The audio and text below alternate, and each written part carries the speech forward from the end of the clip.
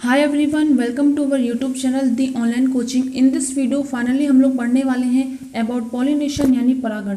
Previous video में हम लोगों ने पढ़ा था कि जो हमारे मेल और फीमेल गैमेट्स हैं उनका फॉर्मेशन मेल गैमेटोफाइट यानी पॉलन ग्रेन और फीमेल गैमेटोफाइट यानी एम्ब्रियो सैक में हो रहा था। It's time to their fusion. अब वक्त है उन दोनों ही गैमेट्स के फ्यूजन की, बट बिफोर फ्यूजन एक और प्रोसेस आता है जिसे हम कहते हैं परागण यानी पॉलिनेशन। तो पॉलिनेशन क्या होता है? जो हमारे पॉलन ग्रेन है जब वो एंथर से रिलीज होकर पिस्टल के स्टिग्मा पर जब वो स्टार्ट करते हैं तब उस प्रोसेस को हम लोग पॉलिनेशन कहते हैं। या हम इसे इस तरीके से डिफाइन कर सकते हैं कि परागकोश से परागकण का निकलकर स्त्री केसर की वर्तिकाओं पर पहुंचना ही परागण कहलाता है। ठीक है, जब हमारे जो परागकण है वो परागकोश से हमारी वर्तिकाग्र है उस पर स्थानांतरित होने की क्रिया ही परागण कहलाती है। ठीक है, जो पुष्पी पादप है वो 3 तरह के परागण की क्रिया को दर्शाते हैं, यानी जो परागण के प्रकार हैं उसमें से हमारा पहला टाइप ऑफ पॉलिनेशन जो है वो है स्वयुग्मन या स्वपरागण, या जिसे इंग्लिश में कहते हैं ऑटोगैमी। सेकंड है सजात पुष्पी परागण या जीटोनोगैमी, और थर्ड है परनिषेचन पर परागण या जीनोगैमी। तो चलिए अब हम इन तीनों ही टाइप्स ऑफ पॉलिनेशन को डिटेल में पढ़ते हैं। पहला टाइप ऑफ पॉलिनेशन है हमारा ऑटोगैमी यानी स्वपरागण। तो स्वयुग्मन या स्वपरागण में क्या होता है? एक ही पुष्प से परागकणों का परागकोश से निकलकर वर्तिकाग्र पर पहुंचना स्वयुग्मन कहलाता है। यानी जो ऑटोगैमी है वो हमारे सेम फ्लावर में होती है, सेम या एक ही फ्लावर में जो आपके पॉलन है वो एंथर से रिलीज होकर उसी फ्लावर के स्टिग्मा पर जब वो स्टार्ट करते हैं तो उस प्रोसेस को हम लोग क्या कहते हैं? ऑटोगैमी या स्वपरागण।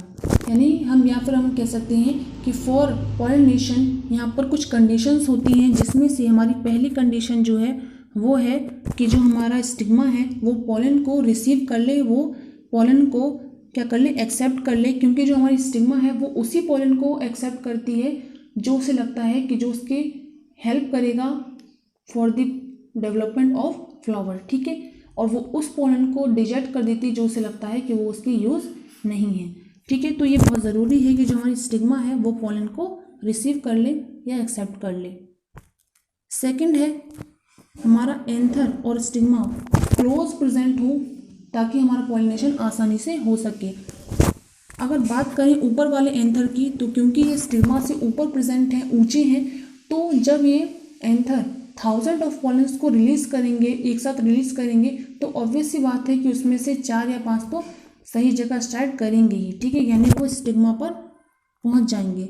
लेकिन अगर नीचे वाले एंथर की बात करें तो जब ये पॉलन को रिलीज करेंगे तो ये मुश्किल है या नामुमकिन है कि उसमें से स्टिग्मा तक वो पहुंच पाए। ठीक है, तो ये ज़रूरी है कि दोनों ही थोड़ा पास पास प्रेजेंट हो ताकि पॉलिनेशन आसानी से हो सके।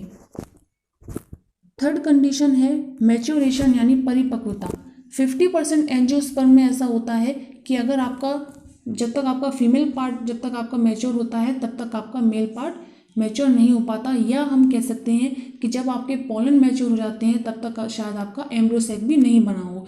तो ये ज़रूरी है इन दोनों का ही सही टाइम पर मैच्योर होना बहुत ज़रूरी है। एग्जाम्पल है वायोला, ऑक्जेलिस और कॉमिलेना, या वॉक के थ्रू हम इन्हें याद कर सकते हैं, वी वायोला, ओ ऑक्जेलिस और सी कॉमिलेना। तो ये तीनों ही 2 टाइप्स ऑफ फ्लावर्स को क्या करते हैं? प्रोड्यूस करते हैं, जिसमें से हमारा पहला जो पुष्प है वो है उन्मील परागणी पुष्प और दूसरा है अनुन्मील परागणी पुष्प। जो उन्मील पुष्प होते हैं वो क्या होते हैं? उनमें स्टेमिन और पिस्टल क्या होती है? अनावृत होती हैं यानी एक्सपोज्ड होती हैं, जिसके कारण वहाँ पर ऑटोगैमी के साथ साथ हमारे क्रॉस पॉलिनेशन के भी चांसेस बढ़ जाते हैं। लेकिन जो अनुन्मील परागणी पुष्प होते हैं वो क्या होते हैं? आवृत होते हैं, जिसके कारण वहाँ पर सिर्फ ऑटोगैमी ही हो पाता है। सेकेंड टाइप ऑफ पॉलिनेशन है हमारा जीटोनोगैमी यानी सजात पुष्पी परागण, यानी एक ही जाति के किन्हीं 2 पुष्पों के बीच परागण की क्रिया को हम लोग क्या कहते हैं? सजात पुष्पी परागण। तो इसमें क्या होता है? एक ही पादप के एक पुष्प के पराग कणों का दूसरे पुष्प के वर्तिकाग्रों तक का स्थानांतरण सजात पुष्पी परागण या जीटोनोगैमी कहलाता है।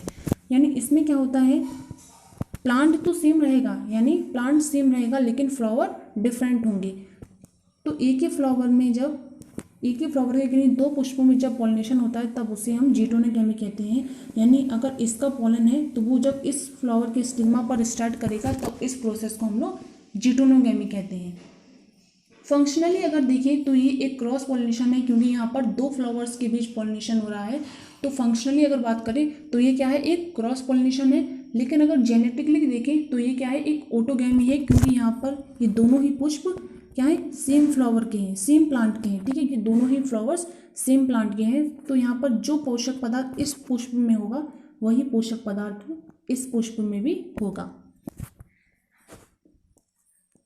थर्ड और मोस्ट इम्पॉर्टेंट जो हमारा टाइप ऑफ पॉलिनेशन है वो है जीनोगेमी, यानी परनिषेचन या परपरागण। विभिन्न पादपों के परागकोश से विभिन्न पादपों के वर्तिकाग्र तक पराग कणों का स्थानांतरण परनिषेचन कहलाता है।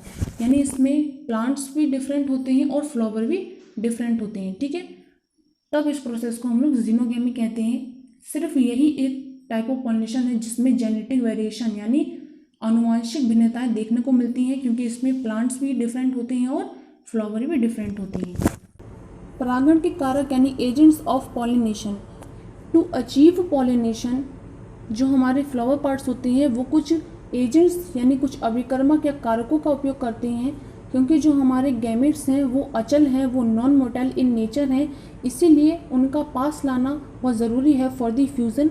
तो इसीलिए जो हमारे फ्लावर पार्ट्स होते हैं वो दो अजीव कारक और एक जीव कारक का प्रयोग करते हैं। अजीव कारक या अबायोटिक एजेंट्स कौन से होते हैं, जो कि लाइफलेस होते हैं, जिनमें लाइफ एब्सेंट होती है, सच एज एयर और वाटर यानी वायु और जल। और बायोटिक एजेंट्स जो होते हैं वो हमारे लिविंग होते हैं, एज इंसेक्ट एंड बीज यानी कीट हो गई, मधुमक्खी एंड एक्सेट्रा। जो हमारे जीव कारक या बायोटिक एजेंट्स हैं वो मोर ट्रस्टेड होते हैं देन अबायोटिक एजेंट्स, क्योंकि ऑब्वियस सी बात है कि हम लिविंग पर ज़्यादा ट्रस्ट कर सकते हैं, क्योंकि जो वायु और जल द्वारा परागण होता है उसमें पराग कणों का वर्तिकाग्र पर पहुंचना महज एक संयोगात्मक क्रिया है, क्योंकि वहाँ पर चांस फैक्टर या लक फैक्टर काम करता है। लेकिन जो हमारे बायोटिक होते हैं उनमें क्या होता है, जो फ्लावर होते हैं वो बायोटिक को अपनी ओर अट्रैक्ट करते हैं, जिसके कारण वहाँ पर पॉलिनेशन कंप्लीट हो जाता है। अगर एयर और वाटर में कंपेयर करें तो जो एयर है वो मोर वर्किंग होती है, वो मोस्ट वर्किंग होती है देन वाटर, क्योंकि ज़्यादातर एंजियोस्पर्मिक फ्लावर जो होते हैं वो एयर का ही यूज़ करते हैं फॉर द पॉलिनेशन। वायु परागण यानी एनिमोफिली। वायु की सतह से पराग कणों का वर्तिका पर पहुंचना क्या कहलाता है, वायु परागण कहलाता है। जो हमारा वायु परागण जो एनिमोफिली है वो भी लेस ट्रस्टेड है, क्योंकि जो विंड होती है उसे नहीं पता कि उसे किस डायरेक्शन में फ्लो होना चाहिए, जिसके कारण हमारे जो पॉलन है, जो हमारा जो एंथर है वो जब 1000 ऑफ पॉलन को रिलीज करता है तो वो क्या होते हैं, लॉस हो जाते हैं। क्योंकि अगर जो हमारी विंड की डायरेक्शन है अगर वो इस साइड हुई तो हमारे सारे के सारे पॉलन क्या होंगे, लॉस हो जाएंगे। अब कुछ प्रॉपर्टीज़ हैं फॉर एनिमोफिली। तो जो स्टेमन के प्रॉपर्टीज़ क्या क्या हैं, पहली जो प्रॉपर्टी है कि हमारा जो पॉलन है वो उसका चिपचिपाहट रहित यानी वो नॉन स्टिकी होना चाहिए, ताकि जब हवा का झोंका है तो जो हमारा एंथर है वो आसानी से जो हमारे पॉलन है उन्हें रिड्यूस कर सके। साथ ही वो क्या होना चाहिए, लाइट वेटेड होना चाहिए, ताकि वो हवा के साथ आसानी से फ्लो कर सके। और जो हमारा स्टेमिन है वो क्या होना चाहिए, अनावृत होना चाहिए, एक्सपोज्ड होना चाहिए ताकि वो हवा में लहरा सके। Properties of pistol. जो स्टिग्मा है वो ब्रॉड होना चाहिए, यानी जो वर्तिकाग्र है वो फैली हुई और चौड़ी होनी चाहिए ताकि उस पर ज़्यादा से ज़्यादा पॉलन आ सके। साथ ही वो हल्का पंख सदृश यानी वो फैदरी होना चाहिए, क्योंकि जो पॉलन है वो लाइट वेटेड है तो वो मूव करते रहते हैं, तो उन्हें रोके रखने के लिए जो स्टिग्मा होती है उस पर हल्के हल्के पंख पाए जाते हैं। ये अनावृत होती है यानी एक्सपोज्ड होती है, और जो अंडाशय है वो फूला हुआ होता है। वी नो वेरी वेल कि जो फ्लावर होते हैं वो इन्फ्लोरेसेंस में प्रेजेंट होते हैं, एक गुच्छे एक बंच में उपस्थित होते हैं। ठीक है, तो जब स्टिग्मा पर बहुत सारे पॉलन एक साथ स्टार्ट करते हैं तो वहाँ पर एक फ्लावर के साथ साथ बाकी सारे फ्लावर भी पॉलिनेट हो जाते हैं। 1 ओव्यूल पर ओवेरी, क्योंकि जो पॉलिनेशन के चांस होते हैं वो 1% भी नहीं होते, तो ज़रूरी है कि जो अंडाशय है उसमें केवल एक बीजांड उपस्थित हो। जल परागण यानी हाइड्रोफिली। जल की सहायता से पराग कणों का वर्तिका पर पहुंचना क्या कहलाता है, जल परागण या हाइड्रोफिली। तो हाइड्रोफिली किसे कहते हैं? जब वाटर के थ्रू पॉलिनेशन होता है। ये काफ़ी दुर्लभ है, ठीक है, क्योंकि बहुत ज़्यादा रेयर और लिमिटेड है और बहुत ज़्यादा लोअर प्लांट्स, ठीक है, कितने 30 जेनेरास 30 वंशों तक ही ये सीमित है, जो कि वो भी उनमें जो कि मोनोकॉट होते हैं यानी एक बीजपत्री होते हैं।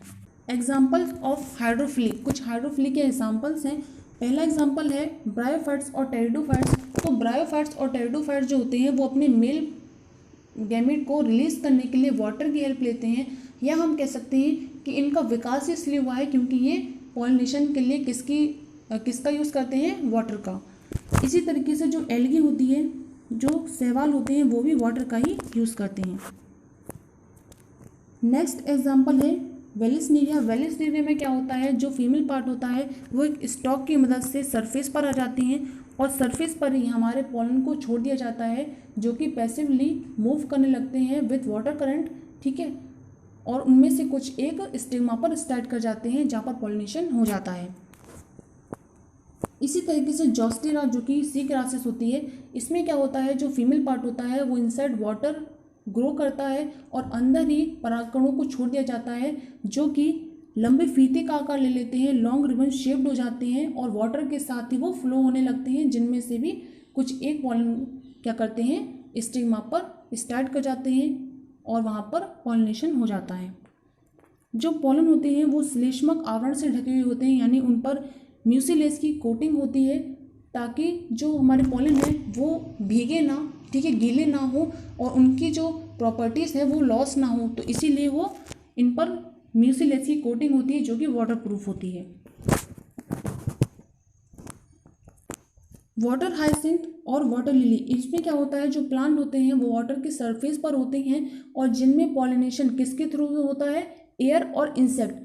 हालांकि ये लिविंग इन वाटर हैं, ये पानी में रहते हैं, लेकिन फिर भी क्योंकि ये स्पेस पर होते हैं यानी वो सरफेस पर होते हैं, इसीलिए इन पर पॉलिनेशन जल के थ्रू नहीं होता, यानी जल की मदद से नहीं होता। इनमें जो पॉलिनेशन होता है, जो परागण की क्रिया होती है, वो वायु या कीटों की सहायता से होती है। लास्ट एग्जाम्पल है हाइड्रोला। तो हाइड्रो सिंपली मीन्स वाटर, तो ये भी क्या करता है, वाटर का ही यूज़ करता है। So thank you so much guys for watching this video and please subscribe to this channel.